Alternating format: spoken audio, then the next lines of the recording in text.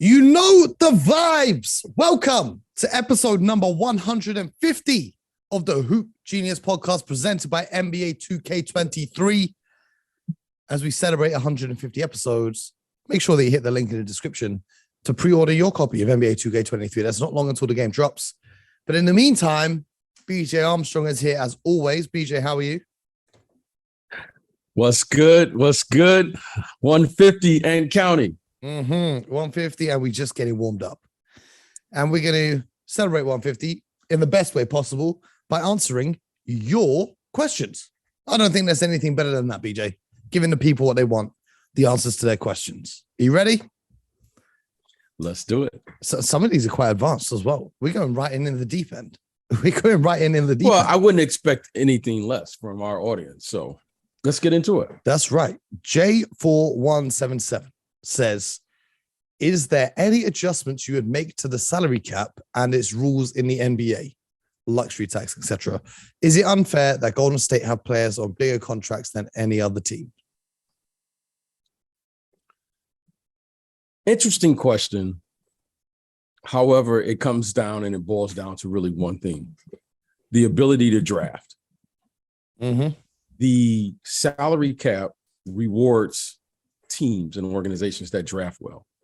So while on the surface, it looks like Golden State has all of these salaries, it actually is rewarding them for the following. They drafted Steph Curry. They drafted Klay Thompson. They drafted Draymond Green. They drafted Kuminga. They drafted Wiseman. Okay. And when you draft those players, you have the right to retain those players' services under the salary cap, provided that you draft correctly. So give the Golden State Warriors front office credit for drafting players, give their coaching staff for, allowing these players to develop. And more importantly, they're getting the results. So I think more than anything, what we've learned by watching Golden State is if you're going to be and have any type of longevity or sustainability in this league, you have to draft correctly. You can look at your Boston Celtics. See what my Detroit Pistons are doing right now. You have to draft well. And when you draft well, you're able to retain these players under the salary cap as is. So would I do anything different? No, it's working. But you have to draft well, and that puts responsibility on the people who are making these picks. See, I have something that I really want to see, and I know that it would probably never work in actuality, but I just want to see how the market would shake out. Imagine an NBA in which the salary cap still exists, but there was no such thing as a max contract. How much money would Giannis get paid per year? How much would Steph get paid per year? Because at the moment, the max contract limits the amount of money that these players can earn, when really the value they bring to these organizations is far more than the money that they're getting paid. I would love to see how teams would then be structured if there was no such thing as a max contract. You could give LeBron $100 million a year. That would be fascinating. I wouldn't mind that if we had a market where every team, was their own team. It wouldn't be a league. It would be like, every team would be its own separate entity. However, in smaller market teams, they can't charge the same as a larger market team. Yeah. So for instance, the New York Knicks, they could charge $2,000, $3,000, $4,000 for a front row ticket. You can't just do that in Oklahoma City. You can't charge the same in Sacramento. You can't charge that in New Orleans. Yeah. So then it would tip the scale. So you have to have some level of playing field. Yeah. If you're going to have some type of competitive spirit amongst all 30 teams. The salary cap would stay there. It would just remove the max contract. So you would have to sacrifice depth in order to attain the top talent. So you would see whether teams are going to go all in on one huge star who's going to take up the vast majority of their cap, rather teams who spread it out more balanced. That's just an idea that I think about from time to time. But we've got more questions. We've done that. Yeah, we've done that, but it's very difficult to do because of the markets, but it's a great idea. Chris Rose says, of all the players currently in the NBA, which guard would BJ least like to defend and who would he least like to be defended by? Also, appreciate you guys continuing the podcast through the offseason. Best NBA podcast in the market. Shout out to you, Chris Rose, real one. He asks questions almost every week. Big up to Chris. BJ, who would you least like to guard and who would you least like to be guarded by? Can I guess? Sure. I think you would least like to be guarded by Drew Holiday. And I think you would least like to guard, of all the guards in the NBA, Kyrie. What is your answer? Kyrie doesn't bother me. Oh, Kyrie doesn't. oh, you're going to have the clamps on Kyrie. No, it's not about having clamps. It's when you the reason Kyrie doesn't bother me. I'm just look, obviously he's a great player. But you know what? I've seen many a great players. So great players don't bother me. Okay, he has handles. That doesn't bother me. You know, the player that I least wanted to guard me back in my day was Muggsy Bogues. Oh, why? Because when you see there's some things you can't counter. Okay, so the player that I wouldn't want to guard in his prime would be Derrick Rose. Yes. I don't think anyone wants to guard prime Derrick Rose. I don't think anyone Derrick can Rose guard prime Derrick Rose. Is the one player that all of us older players and younger players, and I would always ask him, what are you trying to do against him? Well, if you get too close to him, he'll body you. If you cut him right, he can go left. If you meet him at the basket, he can go over the top of you. If you back off of him, you know, he was able to make shots mid-range. If you got too close, he can get to the basket. Prime Derrick Rose was the one player that, you know, he wouldn't. And the players that bother me or that's most difficult to guard are the ones who get by you in one move. Kyrie doesn't bother me, not because he can't get by me or couldn't. He just takes a lot of dribbles. He just he plays with it. You know, he gives you 4 or 5 moves. Who from the current players then would you least like to have to guard? Someone like a John Morant. I just gave you one. Derrick Rose still playing. John Morant doesn't bother me. Okay.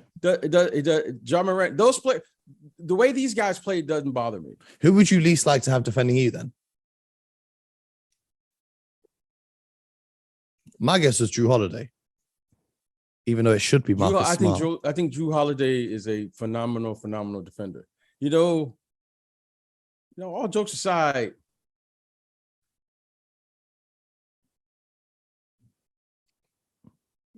you know, there's 2 guys that really caught my eye. That's caught, and no, you know, a lot of things because I always look at things how it translates from over time. Like you know, I don't look at like current. This kid Herb Jones. Interesting. Really caught my eye. Yep. That wingspan. Okay. And this other kid, Scotty Barnes. Yeah, I don't know if they count as guards though. The question is just guards. Oh, they are guards. Okay. In our era, they are guards. Now, in this era, they may be, I don't know, 4s or small 4s or whatever. There is no guards or forwards anymore. Yeah. Okay. So now there's, you know, Drew Holiday is an exceptional guard. The one guy it's 2 guys I don't like to play. Guys who can get up under me, like Muggsy Bogues, and guys who are constantly poking at the ball, like Scottie Pippen. So because those guys don't allow you to dribble in your pocket. So when you watch Scottie, what made him exceptional is you couldn't get the ball to where you wanted the ball to be or had to be to pass it and make all of the proper passes. Scotty Barnes' arms are so long, and Herb Jones, the way he defends, you have to like, all right, I'm running play X. I can't have the ball ready to pass it because he's constantly poking at the ball. Yep. So guys who can get to places, that's fine. I've seen that. The guys who were constantly poking at the ball, like Herb Jones and Scotty Barnes and those guys, It's a nightmare to play against because you can't run a play, you can't dribble the ball comfortably. They're just You a pest. They're constantly, and they have length. It's like Giannis. You think the pass is open, and then they can cut in the lane with their length. So I would say those two guys right now, I wouldn't want to play against. Interesting answer. TJ Thorley, shout out to TJ, always shows love on her timeline. He says, which team currently has the best starting five in the NBA? Keep up the good work, guys. Appreciate it all. We appreciate you, TJ. BJ, which team's starting five is the best right now in the NBA? The best starting five. Yes. The Boston Celtics, quite clearly. I don't know how you say the are you saying just the best players? Are you saying the best team? I think on paper, how you really define. On paper, the Clippers have a really good starting five. Like, we've not seen. Yeah, I would say right now, if you just look on paper at the rosters right now, I like that Cleveland starting five. I really like that Cleveland. Not for the best in the league. Starting five. Best in the league. I think Mobley, Allen, this kid, Garland, and then Markkanen dropped 42 points against Ukraine yesterday. Okay, I like Cleveland, but if you want to say accomplishment and what they've accomplished, I mean, they have three players that are they're very accomplished individually. Kawhi, Paul George, John Wall. Mm-hmm. I would say this year, probably the Cleveland Cavaliers. Just right off but I'm gonna say this. I think New Orleans. Yep. Interesting. The Celtics, when healthy, are interesting. Mm-hmm. It's not about who starts, though. It's about who finishes. Yeah. So I would say the Celtics. I would say New Orleans. Look, New Orleans could be phenomenal. Valanciunas, Zion, Brandon Ingram, CJ, Herb, and CJ McCollum. That's a tough start. But then you can say Denver. You can look at Denver. You can't forget about Golden State either. Yeah, that's what I'm saying. You can't go this. I'm saying there are a lot of teams now. Which team is going to put it all together? But there are a lot of yeah. We got another question in from Rahul Asnani, who recently made a documentary about 3-on-3 basketball. Go check that out. He says, thoughts on how the Kings do next season? Well, Rahul, we're currently in a process of going through all 30 teams of the league. So there will be an episode dedicated to the Sacramento Kings. So we will be answering your question in that episode. Mark Reese says, keep them coming, guys. We appreciate you, Mark. Thank you for the support. He says, who would be your dream guest to have on the show, dead or alive? And what question would you ask them? BJ, if we hear anyone who's ever existed on the show and you can ask them one question, who is it and what are you saying? Well, what did we say about the Kings? I was ready to give my answer about the Kings. Well, we'll do it on the Kings episode. Otherwise, we're going to have nothing to say on that episode if we give them the answer now. Okay, yeah. I'm excited about the Kings. Can I say this to the Kings fans? I'm expecting the Kings fans. Jack, I'm expecting them to be in the playoffs. How about that? And okay, we'll dive into that on the episode because now the title of that episode is going to be rude. But who would you have? One dream guest and one question that you could ask them. Anyone who's ever existed ever on this earth. Oh, Nelson Mandela. Oh wow, what would you ask him? I would. I mean, there's so many things I would ask him, but I would want to know his definition of the word perseverance. Wow. Like that if there was one person that I could just ask, what's his definition of perseverance? Because everyone talks about grinding. You hear, how many times you hear this? I started from the bottom. Everyone I grew up with nothing ever. yeah. Everyone, everyone started with nothing, and then now they got all of the jewelry, diamonds, whatever. They came up with. Okay, everyone's got this story, but to me, that path, I don't know how. I've only read about the stories, but that to me is a story of stories. And I just want to know one thing. That makes how do my you define perseverance? that How makes do you define that? my answer sounds so shallow now. Okay. And yours is what's Man, yours? if I could have any person come on this show, dead or alive, that's tough. Mine was just going to be an NBA player. Do you know what I mean? Like, Oh, it's a okay. basketball show. That's Do cool. you know what I mean? Hey, It's if I had to narrow it down to one person and just one question. yes. Oh, that's tough. That's tough. Oh, who did you got? Who did you have? There's no right or wrong. I think it would have to be Kobe. It'd have to be Kobe. But then the tough part is, what one question would I ask? You know what I'm saying? Okay. And I'd be so tempted to just troll him and say, how did it feel to play in the 2008 finals against the best team of all time? And see his response.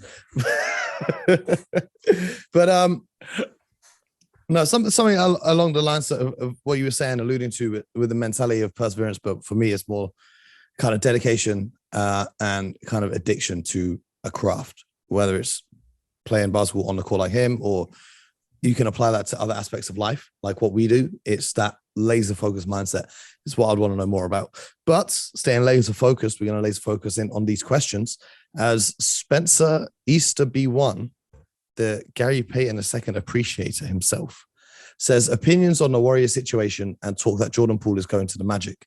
I think it's all paper talk to get the Warriors to start panicking, but I'd like to add the situation will be interesting regarding the Draymond Green Supermax. Who do they sacrifice? I think we spoke about this already on the show, didn't we, B? On the Warriors episode that we did a couple of weeks ago now. Do you think that there's any likelihood that Jordan Poole goes to Orlando? I think the Warriors are going to, like all great organizations, they're going to explore every opportunity to improve their team. And the one thing that we've learned in the NBA is we've now identified how every championship caliber organization ends. It always ends, and it ends bad. You're beginning now to see, as they now are beginning to age, and this run that they have there in Golden State, it looks like how it's going to end for them is going to be over finances. The me factor is what breaks up every great championship team. It always ends, and it ends bad. Now, what they're going to decide to do, only time will tell. But I think they have to explore every opportunity to figure out how to win with their best player, as he is now currently in his prime, and that's Steph Curry. Okay, Klay Thompson is coming off of an injury. I think he's fine. You have Draymond there, okay, who is part of their big three. However, their best player is in his prime, and they're going to have to try to figure out from year to year to surround him, to give him an opportunity to win, whether that's going in a new direction, keeping the team as is, but more importantly, financially, they got to figure out, are those players, are they going to be happy financially in their roles and all of those things? Because things change from year to year. So the one constant there, I will say, is Steph Curry, because if Steph Curry isn't healthy, I don't see them having a chance. But as long as he's healthy, I have to believe, and I think they should think this way, that they can figure out how to put players around him as long as he's healthy and shooting the way he's capable of shooting. And that, to me, is their number one focus. So if that means moving Jordan Poole to get X, you got to do that. If that means keeping Jordan Poole, if that's the best, you got to do that too. So I think there's a lot of discussions, but I think you have to do the exercise, and everyone's on the table except Steph Curry. What confuses me is the Orlando Magic. Don't you guys have enough young guards on your roster that you want to add Jordan Poole? I mean, you drafted Suggs, you got Cole Anthony, you got Markelle Fultz, You got a whole roster of We young got to players. assume they would get something back. They would get that back. They would get Markelle Fultz or Suggs or whatever they felt they would So get it'll that be a back. sign and trade then. It'll be a sign and trade rather than Yeah, just a you free would agency assume, departure. they would get. Yeah, I don't know what they would want off that team, but you would assume. I that think they've got some nice pieces, but it's interesting. The Spurs UK fan club say who should be the next Spurs coach when Popovich retires. That's also a question we're going to save for our San Antonio Spurs dedicated episode. So we're just going to have to pause on that one. So you're going to have to tune in for that in a couple of weeks.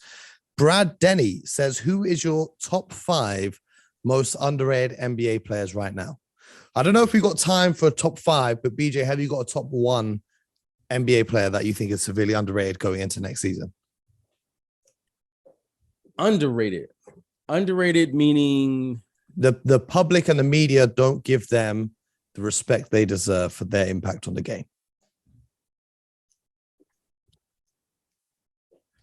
Because I could tell you, I can tell you one that I underrated, and that was the Time Lord. I really undervalued him a year ago. I really didn't have an appreciation to I kept saying, yeah, whatever. Whatever. They thought I was a madman. But when you see what he really is excellent at what he does, and he could do it against anyone. It's not just he can do it against bigs. He can play against, small ball. He can play up tempo. He can play when the game slows down, and he has an impact on the game on the defensive end. And it doesn't matter where he's at, whether he's on the ball, off the ball. He really is a very impactful player. And I think he is one player that you could see if he was healthy last year. But I keep saying that. Maybe that was the one thing that was missing, because he was literally playing on one leg. Yeah, he had a give the Warriors credit. Give the Warriors credit. And he had the recovery and give the Warriors credit. The Warriors won, but I often think, what would have been like if he was healthy? Because he really wasn't healthy. And you could see his impact when he would play well. Mm-hmm. He was the one guy that the coaches always felt that they had to have on the floor. Mm-hmm. And he was literally hobbling around. He was remember, we would see him while the rest of the team's practicing. He's doing exercises, mobility exercises for his knee. And you went out to practice, but yeah, that's what he was doing while the rest of the team was doing their shooting drills. For me, the most underrated player in the NBA right now is Russell Westbrook. Because the way this man gets talked about by the media and by fans, you would think he's the worst player in the NBA. He's a former MVP, and he turns up to all the games. He plays every game. He put up 18, 19 points a game, 7 rebounds, 7 assists. But the way they talk about him in the media and on Twitter and all of the rest of it, I think is disgraceful. Because unlike his other 2 co-stars in LA, he actually tries to turn up and play every game. And I think they need to respect him. I'm not saying he's the best player in the NBA.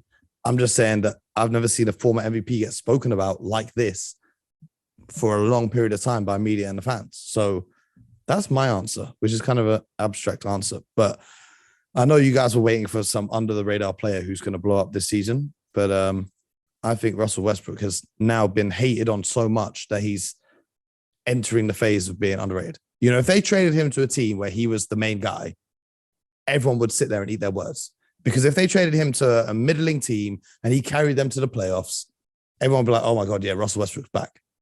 And I think it's just the Laker thing that's kind of making everyone hate on him. Yeah, I think that's a narrative thing. If you watch the games, but again, that's just me. But I can understand your. That's what I'm saying makes him underrated, because underrated is just according to fans and media. Yeah, you win the MVP in this league. I don't know how you can be underrated, but I get it. I mean, underrated. I'm gonna tell you another. Now, I'll tell you a young player I think is underrated right now. Is that kid SGK? SGA, I'm sorry. I was thinking, who? Yeah, Shy. Yeah. Well, I think that's because no one watches OKC. Yeah, that's what I'm saying. I think he's like one of those. I think he's one of those players that can play the game at the highest level. That no one really, like if he went to a good team, you would go, wow. And I would tell you, I don't know if he's underrated now, but this kid, Tyrese Maxey,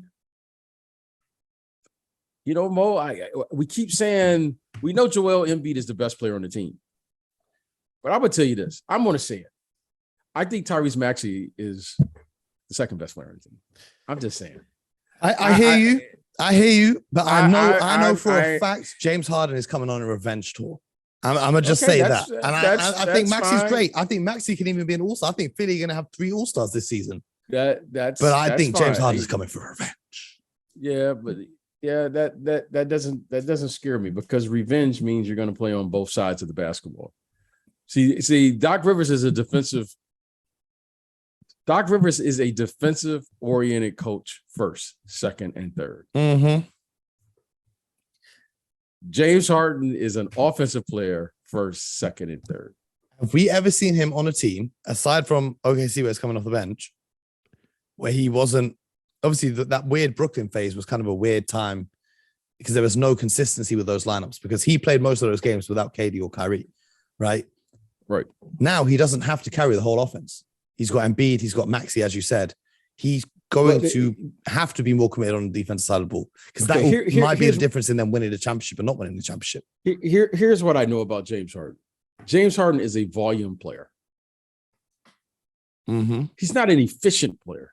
The pick and roll with Embiid is hella efficient. Okay, that's great. You're not going to win a championship just running pick and roll. Ask Stockton and Malone. Okay, you have to have you have to have it's got to be a little diverse. You got to have a little shooting, a little screen roll, a little post up. Maybe we extend the defense. You got to do a lot of different things. We've seen the greatest screen roll combination in the history of the NBA. You just can't win one way in this league.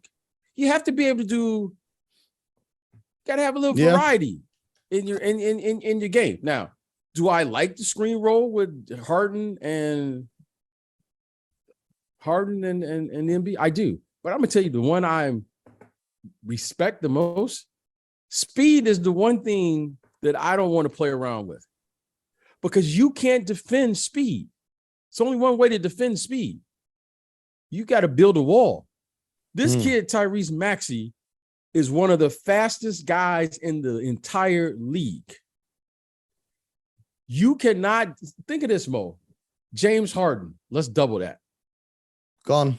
Tyrese Maxey, you better not jump out on that screen roll too fast because that dude is beep beep. He may split it. He's too fast. You have to respect that type of speed. That speed that you got to say, you know what, guys? I'm only going to send 3 people to the offensive glass every time because his speed is a little different. Ja Morant's speed is a little different. John Wall at one time had speed that was a little different. Mm-hmm. His speed, this kid, Tyrese Maxey, Mo, I don't want any part of him on a back-to-back.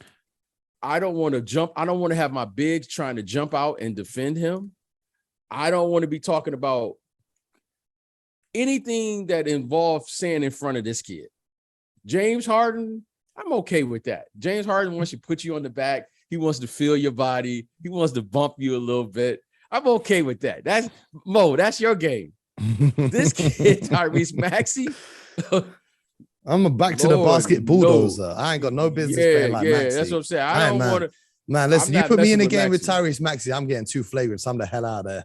That's what I'm saying. That's the only way I know how to stop someone that quick. You come into the paint one time, trust me, my brother, you're not coming back here again. And he is in. Listen, I'm gonna say this, and then I'm gonna let this one go. He is in superior conditioning.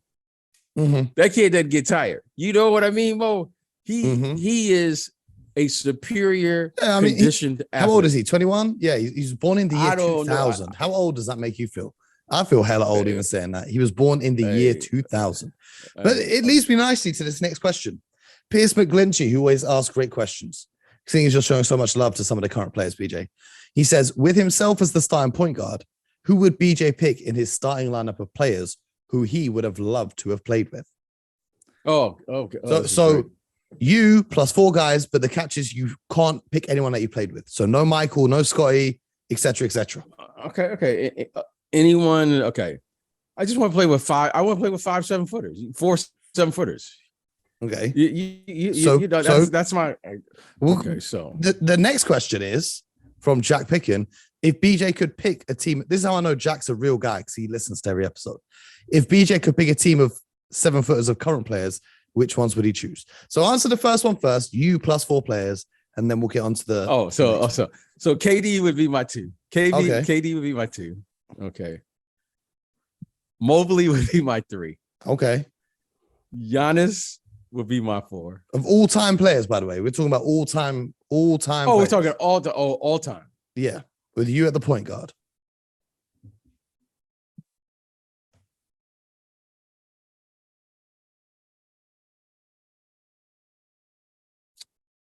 All right, KD. I'm still gonna pick KD. Mm-hmm. KD would be my 2. My 3 would be Giannis. Yeah. My 4 would be Duncan. Timmy. And my 5 would be Dream. That would be my. No, Dream. Hakeem Olajuwon. Oh, Hakeem. Yeah. Yeah. My bad. And the only reason I don't have Kareem in there, Kareem and Wilt and those guys are right. They're just like I would be too big of fans to play with those guys. See, I thought you were going to say Yao. Seeing as we're going for the trend of the tallest possible players. No. You were I going to put Yao at the 5. No, I have a definite philosophy on. You know, Mo and the listeners know. My fantasy is to have 5 7-footers on the floor. That would be. I don't my know if fantasy is the right word, but I hear you. Your NBA dream is 5 7-foot. So who would you have? Our current players. If you're the GM, 5 players. If you're the GM, who's the 5 that you're running out on the court together? At the 1, who's running point? Jokic. I can't have Jokic. There's a certain. I haven't seen that 7-foot guard. The closest I've seen is Magic Johnson. At 6'9". So who in the league right now would you play at your 1 if we're making the 7-foot squad? Probably Scotty Barnes. Is he I really 7 like foot? this kid, Scotty Barnes.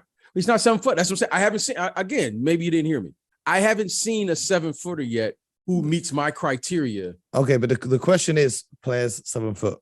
Okay, well, the best one I can have is Giannis. At the 1. At the 1. At the 2. That's the best one I can have. The 2 is KD. 3, Evan Mobley. And then 4 and 5. Jokic and Embiid, surely.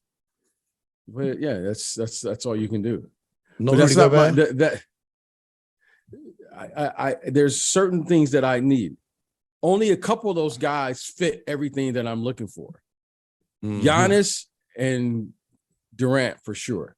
Scotty Barnes is what? He's 6. You got to be at least 6'9", 6'10". Yeah, 6'10". At least somewhere. Okay, he's 6'9", 6'10". Scotty Barnes is that good. He's that good. He doesn't. I want all players that can.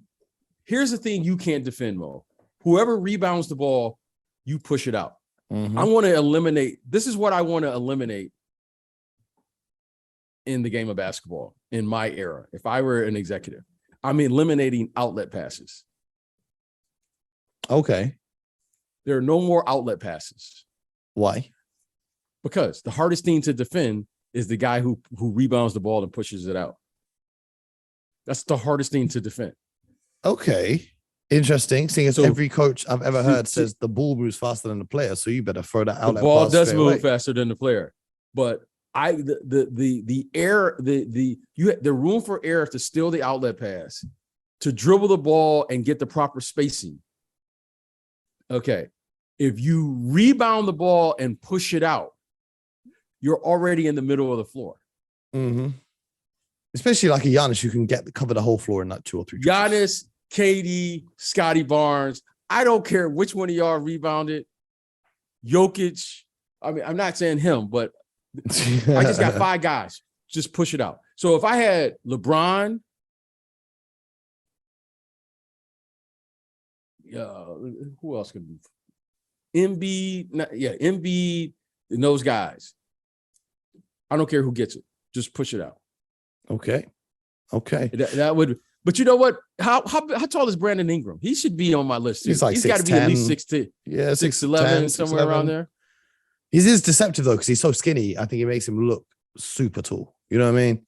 Yeah, he's on my list. But I'm that's what I'm all about. I'm all about Giannis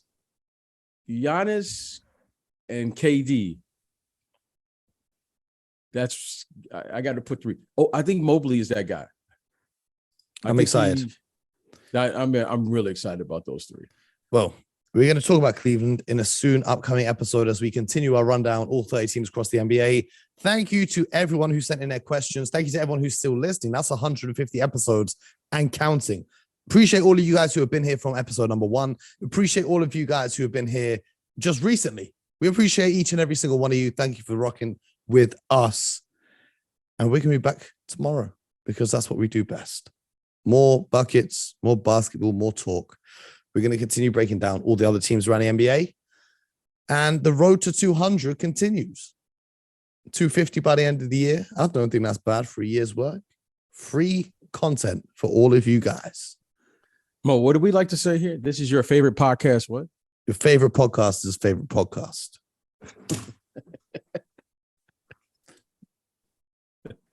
That's right. That's right.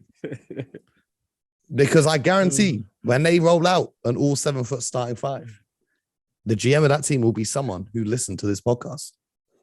Or it may even be someone who was on this podcast as the host. Wait and see. Until next time, my people, thank you. Comment, subscribe, like, leave a review, leave a rating, all that good stuff. We cannot say how much we appreciate all your support. The road to 200 continues. Tell your friends to jump on the wave because we're just getting warmed up. Until next time, yeah, buckets.